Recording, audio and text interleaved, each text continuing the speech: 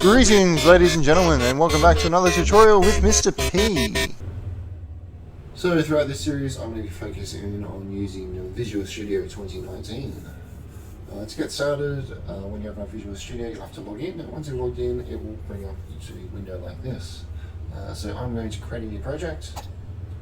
If you have the C++ packets installed, I'm just going to go through my languages, so C++, and I'm going to start an empty project.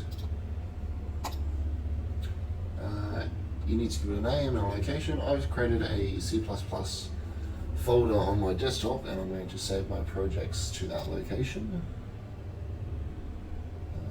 Desktop. And for now I'm just going to call it Intro to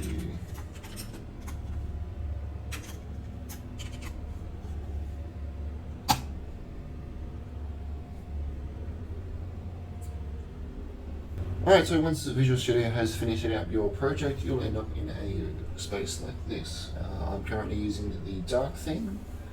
You can change the theme to whatever you want by going to your file, account settings, go to account options. If you go up to environment, and you've got your color theme here, so I use the dark theme. So that we're in our project, we need to create a source file. To do that, we're going to go onto the Solution Explorer, Source Files, right click, add, and add a new item. And then we're going to add a C++ file, a CPP. I'm going to leave it named as source for now. So once you create that, you'll end up with your IDE window where we can add some code.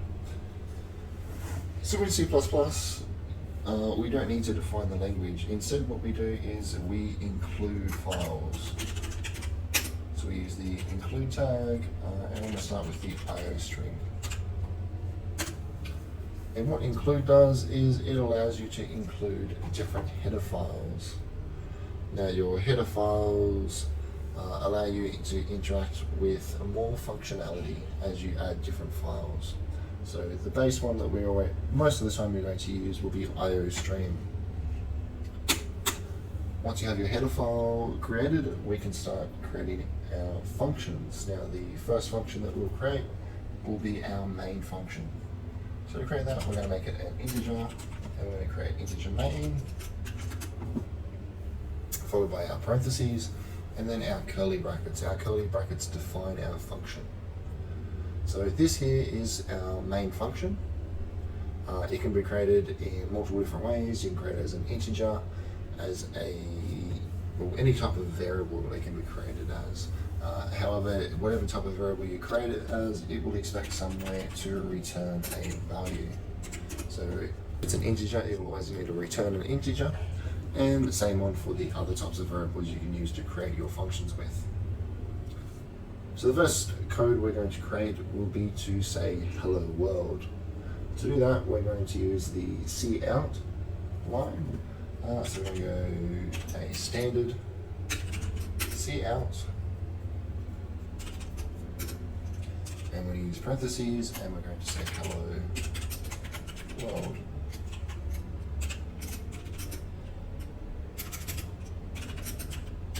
And we'll finish that with an end line. We need the standard end line. Alright, so if we run this, we should now get our terminal window pop out.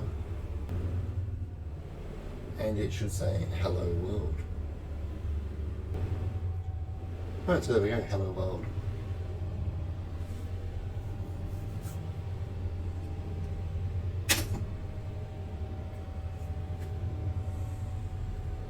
So now we've got the basic code, what we can do is we can get rid of these standard namespaces. So what these lines here are doing is they're telling us that we're using the standard namespace for objects and variables from the standard library. So instead of typing std with the double semicolon every time. Instead, we can type out the top underneath our include, and go using namespace, and we can type in standard. Don't forget your end line there with the semicolon. What that does is it will tell us that in our code we're always going to be using the standard library for our variables. So once again, now that we've deleted those standards and we've incorporated this, we can run our program, and you'll see that it still works. Alright, so that's going to be it for this video, ladies and gents. See you